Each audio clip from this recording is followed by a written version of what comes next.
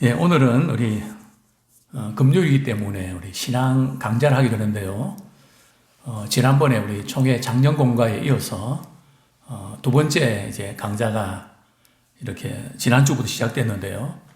우리 성경에 나타난 재물관, 지난주에는 서론 파트를 이렇게 했었는데요.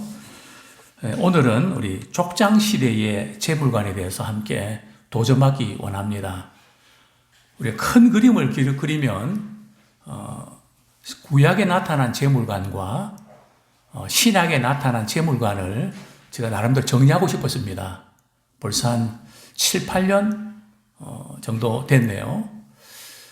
이렇게 정리하게 된 이유가 이렇게 그 당시에만 해도 교회에서 이렇게 물질 설교하면 11조라든지 헌금 드리는 거, 그 부분의 범위를 벗어나지 못하고 우리 성도들이 물질 자체에 대해서 우리 하나님이 우리가 어떻게 물질을 가지고 살아가기 원하는가, 뭐 가정생활, 직장생활, 또 우리 사회생활 하면서 물질에 대한 그 가치관이 뭔가 조금 이렇게 뭐 잘못되어 있다 할까요? 편협되어 있다 할까요? 이런 고민을 많이 하게 됐습니다. 그 당시에 이제 제가 책을 좀 이렇게 참고하려 해도 창세기부터 요한계시록까지 물질에 대해서 쭉 이렇게 성경 본문을 중심으로 또 이렇게 그 흐름을 말이죠. 어떤 그 재물관의 그 변천이 있는데, 변화가 되는데 어떻게 지금 변화가 되는가. 특별히 축복에 대해서 한국교회가 축복관이 뭔가 조금 한쪽으로 치우쳐 있는, 자칫 잘못하면 기복신앙으로 빠질 수 있는 위험성이 또 다분하고, 또 그 당시만 해도 이대로 가다가는 한국교회가 물질 문제 때문에 사회적으로 많은 지탄과 비난을 받게 될 것 같다고 하는 강한 부담감이 왔습니다. 그래서 제가 이렇게 국회 도서관, 또 우리 신학교 도서관 가서 한 300여 권 정도 책을 이렇게 읽고, 저 나름대로 이렇게 이렇게 좀 정리를 했습니다. 구약과 신약의 재물관. 그리고 이제 가나안 정착 이전, 오늘은 우리 족장시대의 재물관하고, 또 다음 주는 출애굽 과정의 재물관을 좀 다루려고 하고요. 그 다음에 6월 달에는 왕정시대, 그리고 예언자 시대의 재물관을 하게 되고요. 그리고 이제 이어서 지혜서, 욥기, 잠언, 전도, 그 다음에 이제 7월 달에 와서는 예수님의 재물관, 그리고 사도행전의 재물관, 사도 바울의 재물관, 사도행전의 재물관이고, 사도 바울의 재물관이고, 그리고 초대교회의 재물관, 이렇게 해서 이제 마치게 되는데요. 오늘 우리 교재를 중심으로, 특별히 이제 이 시간은 어떤 이렇게, 설교라기보다는, 말 그대로 강좌입니다. 그래서 그 흐름을 말이죠. 오늘은 이 창세기와 출애굽 이전에 족장시대의 재물관은 어땠는가? 그죠? 우리 성경 말씀을 중심으로, 교재를 중심으로 함께 나누기 원합니다. 우리 교재를 보시면 되겠습니다. 족장시대는 부족사회를 말하는 것입니다. 그래서 가장 작은 단위는 가족이죠. 그리고 조금 더 가족들이 모이면 무슨 종류? 시족이고요. 그보다 더 큰 단위는 부족입니다. 그죠? 부족, 이렇게 좀, 익숙한 단어일 텐데요. 자, 이 시대에 이 사회는 말이죠. 사유재산이 없고 공동재산의 개념으로 생활을 했습니다. 그죠? 개인적으로 내 땅이 얼마고 집이 어떻고 이런 개념이 없이 그냥 공동재산을 공동재산으로 같이 생활했던 시대라는 거죠. 그렇기 때문에 이 시족 내에서는 말이죠. 빈부의 심한 격차가 있었을까요? 없었죠. 서로 이렇게 누가 더 잘 살고 못 살고 그런 개념 자체가 없었죠. 그러나 이제 이러한 상황에서의 가난한 사람들은 어떻게 보호해야 되냐는 문제가 제기됐는데요. 가난한 사람 누구를 가리킬까요? 과부라든지 고아라든지 또 외국에서 온 이민자라든지 즉 가족과 유대 관계가 끊어진 이방인들 그들을 어떻게 생활할 수 있도록 돕는가?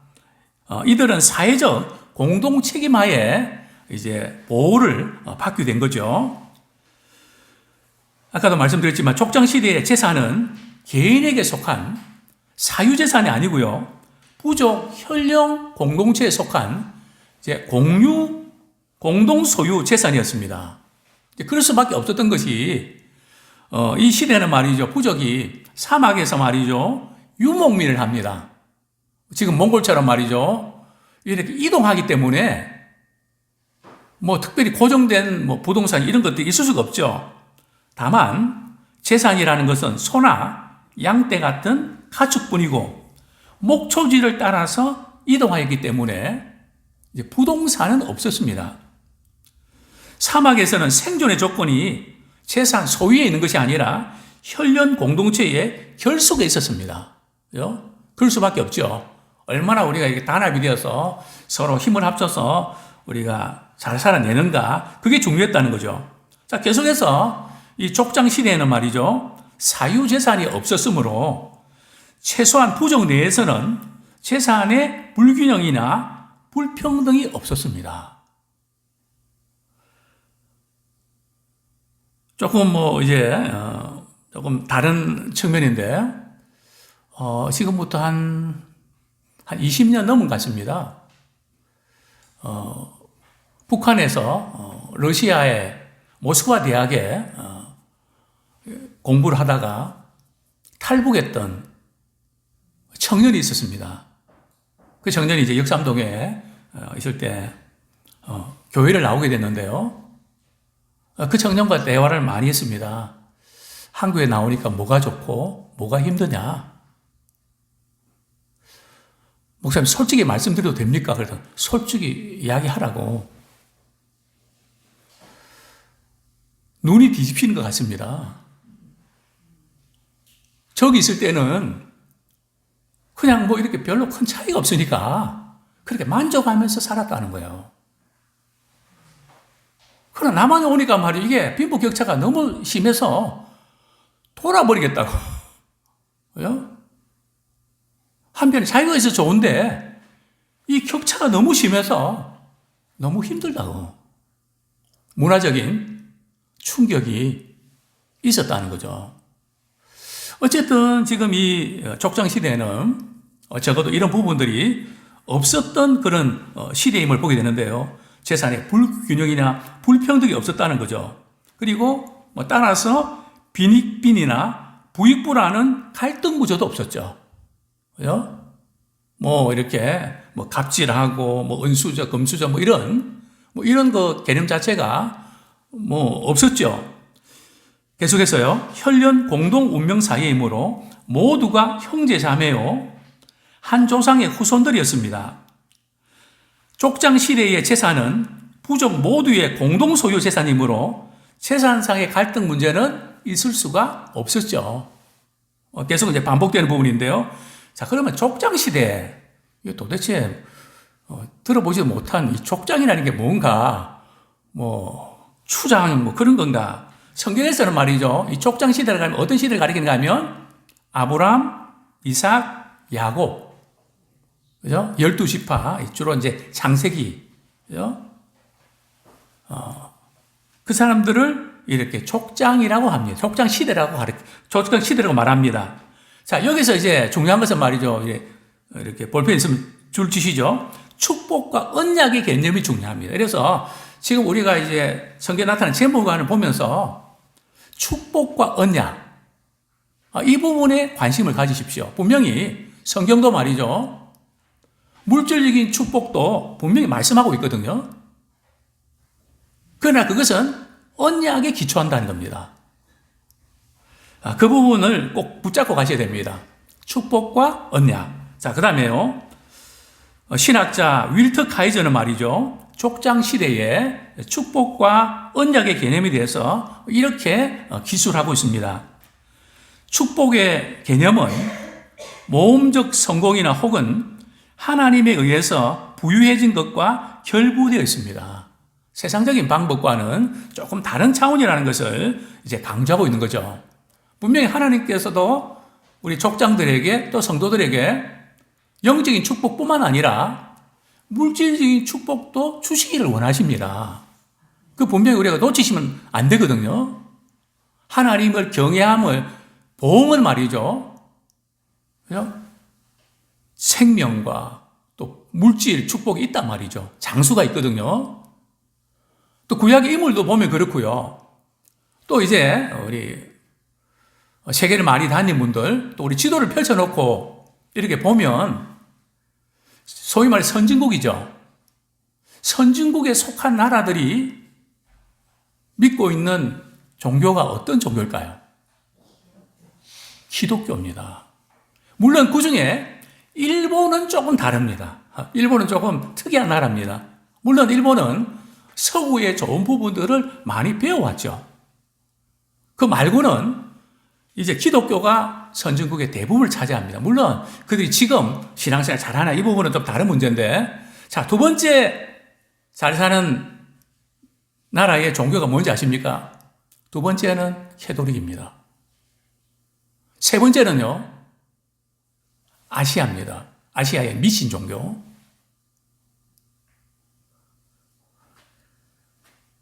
잘 사는 것 비교를 이렇게 해보면 또 우리나라는요, 우리나라의 기독교 분포가 가장 많은 지역이 어딘지 아십니까? 강남입니다. 그죠? 별로 다르지 않습니다. 그죠? 이스라엘 백성들은 예수님 믿지 않는 안타까움이 있지만 그들은 성경대로 살려고 애를 씁니다. 그들이 얼마나 지금 미국에서도 부를, 그죠? 뭐 전쟁, 군수, 물자 모든 것들을 말이죠.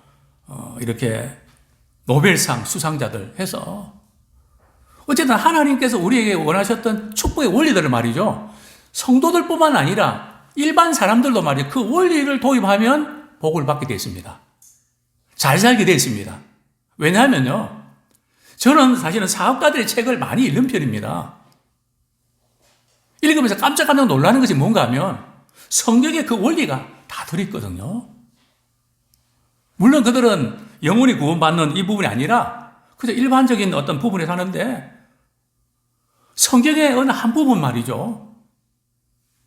그것을 통해서 나는 이렇게 부자가 됐다. 너무너무 놀랍니다. 그러니까 성경에는 말이죠. 우리 하나님께서 우리 인간이 잘 되기 위한 모든 축복의 보화가 여기 담겨 있습니다. 물질뿐만 아니라 무엇보다 영혼이 잘 되는 그 모든 원리들이 말이죠. 우리를 창조하신 그분에게서 나올 수밖에 없는 겁니다. 자, 계속해서요.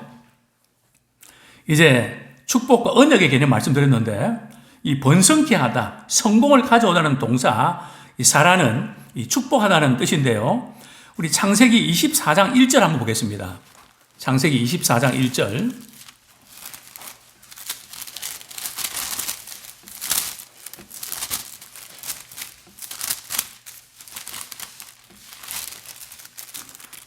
같이 읽겠습니다. 시작.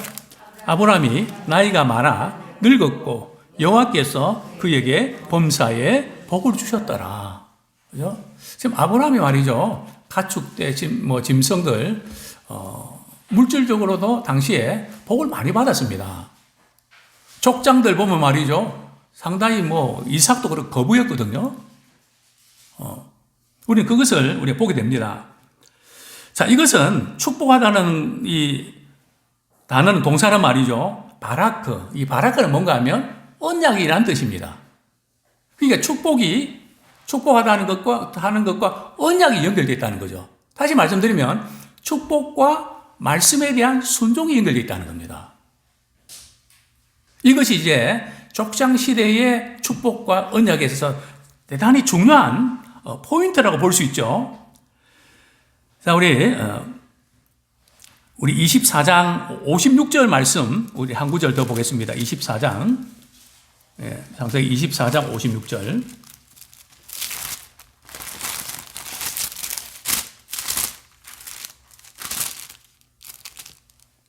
같이 한번 읽겠습니다. 시작. 그 사람이 그들에게 이르되 나를 만류하지 마소서. 여호와께서 내게 형통한 길을 주셨으니 나를 보내어 내 주인에게로 돌아가게 하소서. 자, 우리 53절도 한번 보겠습니다. 시작. 은금 패물과 의복을 꺼내어 리브가에게 주고 그의 오라버니와 어머니에게도 보물을 주니라. 이제 이삭의 아내 리브가를 만나서 말이에요. 그 이제 부모들에게 또 선물을 주는 상당히 참 부유한 그런 것을 보게 되는데요. 자, 계속해서 다시 교절을 보겠습니다.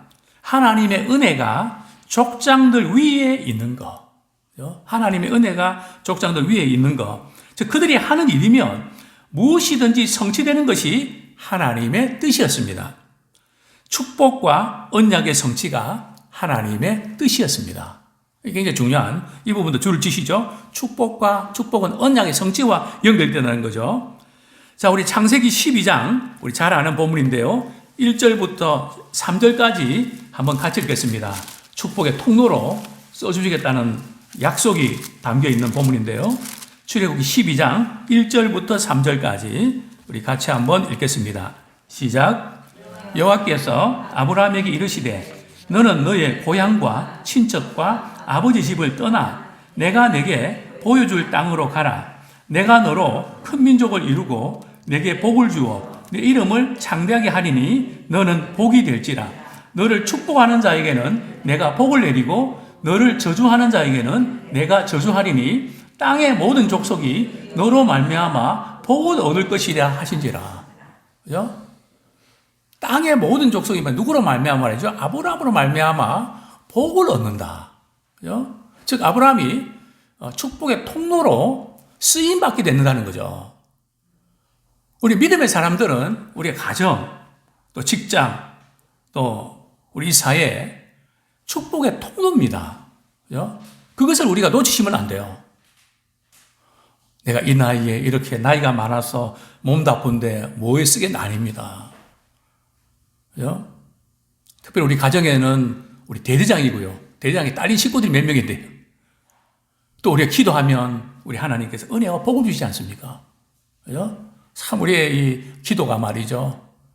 얼마나 놀라운 영향을 발휘하는지 모릅니다.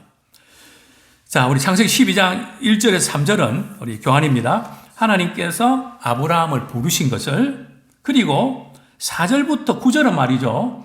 아브라함의 순종을 기록하고 있습니다. 우리 4절 같이 한번 읽겠습니다. 4절 시작. 이에 아브라함이 여호와의 말씀을 따라갔고 롯도 그와 함께 갔으며 아브라함이 하란을 떠날 때에 75세였더라. 자, 아브라함이 무엇을 따라갔다고요? 여호와의 말씀을 따라갔다. 즉 말씀에 순종했다는 거죠.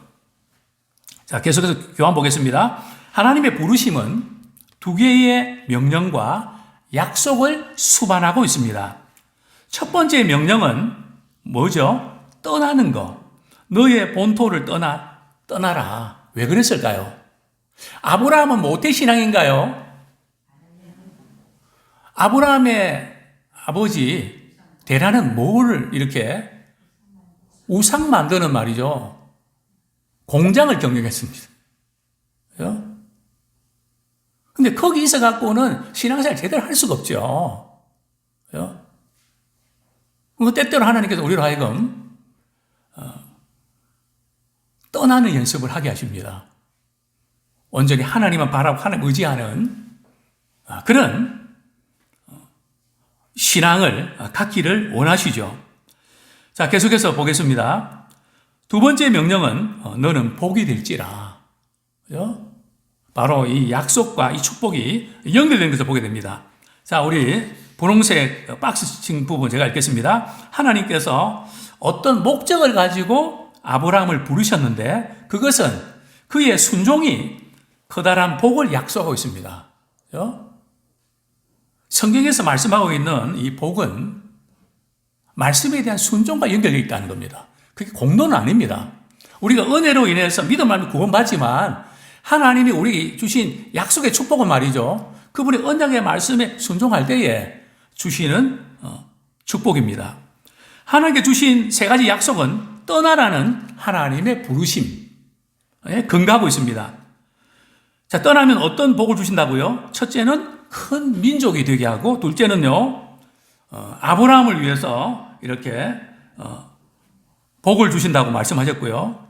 또 세 번째는요, 복을 주고, 둘째로 그는 멸시하는 자들 저주하며, 축복하면, 그죠? 축복을 받게 되고, 저주하면요, 그 사람이 저주를 받습니다. 그러니까 우리 믿음의 사람들은 말이죠, 악담이나 저주가 아니라 축복을 하면 그 축복이 또 우리에게 이렇게 메아리쳐 옵니다. 가정에서 우리 자녀들을 축복 많이 하십시오. 격려 많이 하시고요. 막 욕을 하거나 말이죠. 너는 안 돼, 안 돼. 너는 끝났어. 그러지 마시고요. 계속 소망과 격려를 해 주십시오. 특별히 아버지는 우리 자녀들을 복을 이렇게 비는 이것이 사명이지 않습니까? 셋째로 그를 통하여 땅의 모든 족속에게 복을 주는 것이었습니다. 즉 아브라함을 축복하거나 저주하는 것은 곧 아브라함의 하나님을 축복하거나 저주하는 것이었습니다. 자, 그런데 말이죠, 불신자가 말이죠, 또 어떤 사람이 우리에게 악담을 하고 막 그렇다고 해서 말이죠, 그 말에 우리가 예민하게 반응하지 마십시오. 우리 믿음의 사람들은 누가 말이 우리를 악담하고 저주한다 해도 우리한테는 안 통합니다. 왜요? 우리는 저주에서 축복으로 바뀐 사람이거든요.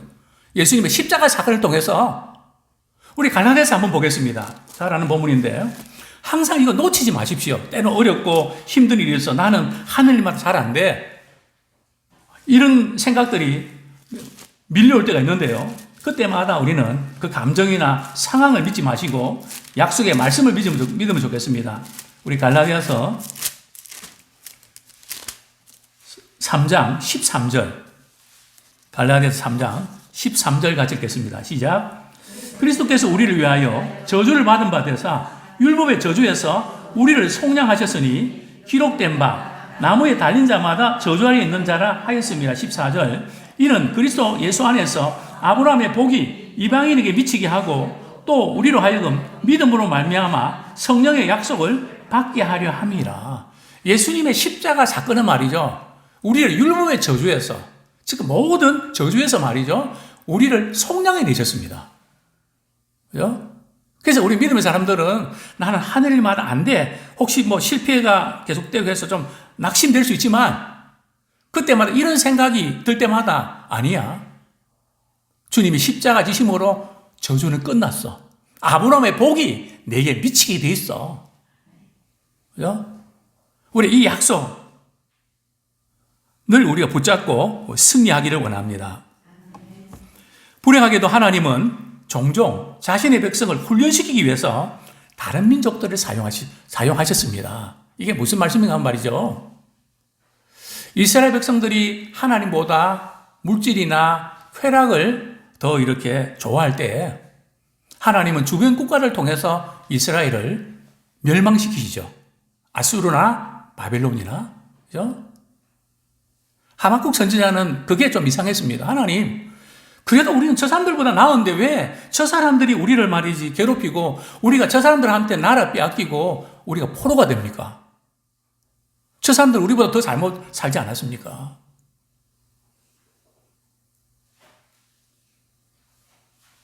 하나님께 왜 그렇게 하신 줄 압니까?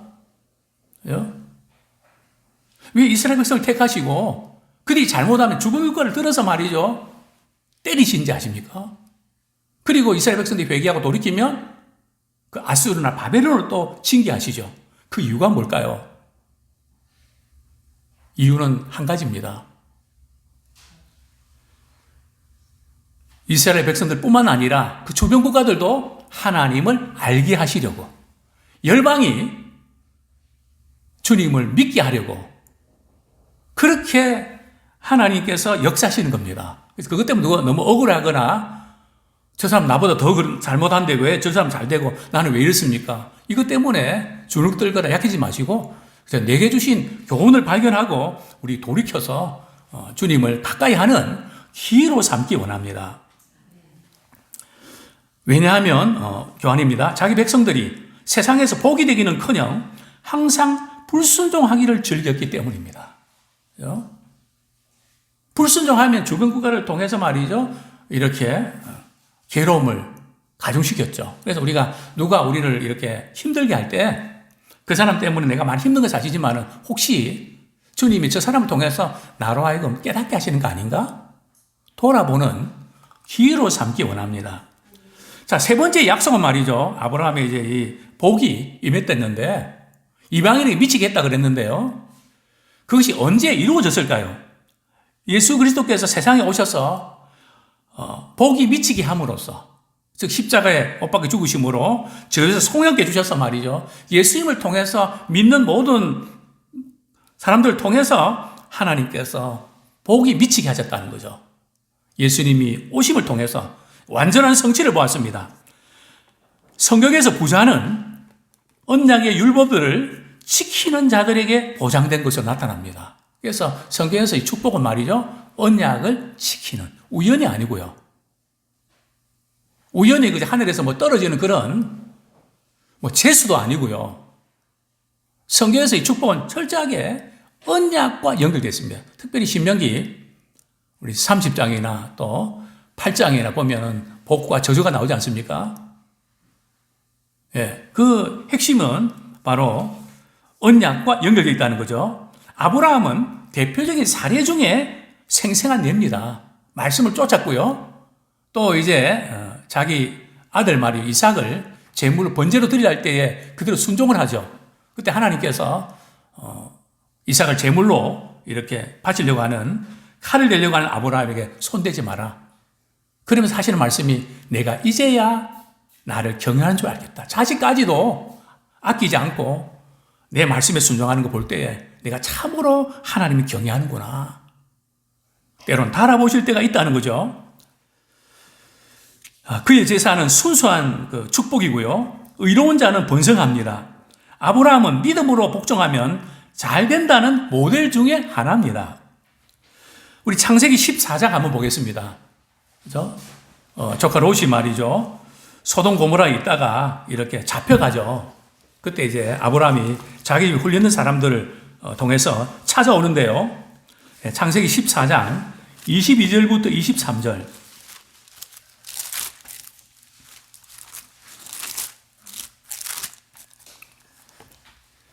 같이 한번 읽겠습니다. 시작. 너희 14장 20절부터 죄송합니다. 10장 20절부터 22절까지 한번 23절까지 같이 읽겠습니다. 시작.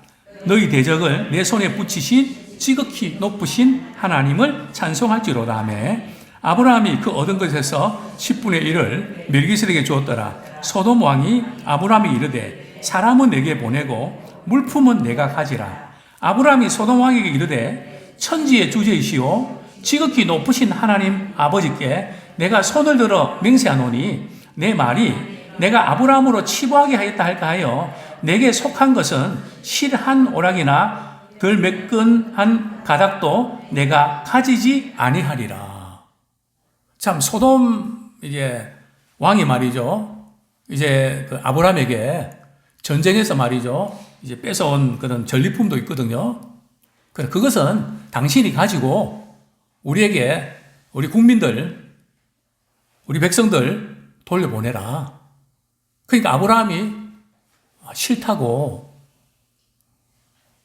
거절을 하죠. 이유가 뭡니까? 앞으로 아브라함이 이렇게 참 부자가 됐는데 거부가 됐는데 내가 그때 전리품을 다 줘서 그래서 부자가 됐다. 이 소리 듣기 싫다는 거죠. 나는 하나님이 복을 주셔서 잘 됐다는 것을 말씀하고 이렇게 선포하고 싶지 그런 이야기 듣기 싫다. 전리품 다 가져가라. 나 안 받는다. 그죠? 하나님의 약속의 축복이 얼마나 확실하길래 말이죠. 그래도 일단 챙겨놓고 말이죠. 볼 일 같은데. 그죠? 하나님이 주시는 그 약속에 약속 철저히 신뢰하고 있는 것을 보게 됩니다. 예. 계속해서요. 자, 이 사건은 대승리를 거둔 아브라함의 믿음을 시험하는 사건이었습니다. 소돔왕 베라는 대단히 호감이 가는 협상을 제안하였습니다. 그러나 자신이 소돔 왕에 관해 무엇을 했는지를 알고 있는 아브라함은 소돔에게 속한 전리품을 가지고 있는 것이 자신을 베라에게 예속시킬 것이라고 느꼈습니다. 그는 재물보다 더 지속적인 어떤 것, 곧 하나님의 기적적이고 항구적인 약속의 성취를 원했습니다. 신앙은 이 세상의 불을 넘어서서 하나님께서 예비하고 계신 보다 높은 차원을 바라보는 것입니다. 이제 정리하겠습니다. 우리가 족장시대의 재물관에서 반드시 기억해야 할 몇 가지 중요한 교훈이 있습니다. 아브라함은 어떠한 수단과 방법을 가리지 않고 재물을 얻는 것에 관심을 두려고 하지 않았습니다. 그는 사람에게 예속되지 아니하고 오직 소망을 하나님께 두며, 우리 디모데전서 6장 17절 한번 보겠습니다. 자칫 잘못하면 우리가 처음에는 하나님께 소망을 둔다 그래 놓고 물질이 자꾸 쌓이기 시작하면 재물에 소망을 두는 중간에 바뀌는 경향이 있는데요. 디모데전서 6장 17절 우리 같이 읽겠습니다. 시작. 내가 이 세대에서 부한 자들을 명하여 마음을 높이지 말고 정함이 없는 재물에 소망을 두지 말고 오직 우리에게 모든 것을 구히 주사 누리게 하시는 하나님께 두며, 재물에 소망을 두지 말고 그것을 주시는 하나님께 소망을 두기 원합니다. 계속해서요. 교환 보겠습니다. 하나님의 방법으로 재물을 얻으며 살아계신 하나님을 증거하는 기회로 삼기를 원했습니다. 또한 아브라함과 이삭과 야곱으로 이어지는 족장들은 단순한 재물의 축복을 추구한 것이 아니라 하나님의 동일한 약속의 유업.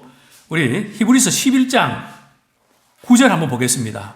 그들이 동일한 약속의 유업을 얻기 원했는데 그 유업이 도대체 어떤 건가? 히브리서 11장 9절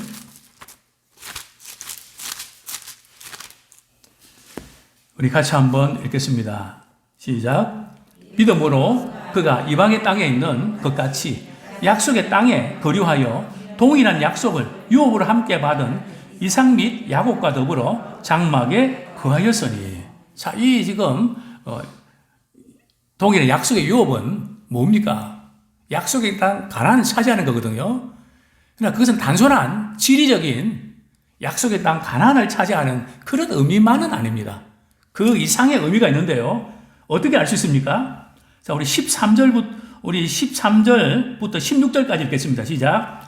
이 사람들은 다 믿음을 따라 죽었으며 약속을 받지 못하였으되 그것들을 멀리서 보고 환영하며 또 땅에서는 외국인과 나그네 임을 증언하였으니 그들이 이같이 말하는 것은 자기들이 본향 찾는 자임을 나타냅니다.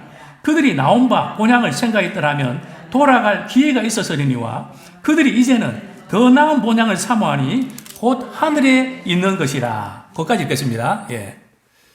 약속의 유업이 말이죠. 본향인데 그 본향은 어디에 있다고요? 하늘에 있는 것이고 그것은 곧 천국을 예표로 하는 것입니다. 자, 우리 교환을 보고 이제 말씀을 정리하겠습니다. 여기서 하나님의 동일한 약속의 유업이란 1차적으로는 약속의 땅 가나안을 의미합니다. 약속의 땅 가나안은 또한 하나님의 경영하시고 지으실 터가 있는 성입니다. 하나님의 경영하시고 지으실 터가 있는 성은 더 나은 본향, 곧 천국을 예표합니다. 따라서 우리 그 부분 줄을 치면 좋겠습니다. 족장 시대의 축복의 개념은 언약에 대한 순종을 통해서 주어지는 것이며 단순한 재물의 차원이 아니라 구원의 차원과 연결되어 있습니다. 단순한 물질적인 축복만으로 구간된 것이 아니란 말이죠. 구원의 차원과 연결되어 있다는 거죠.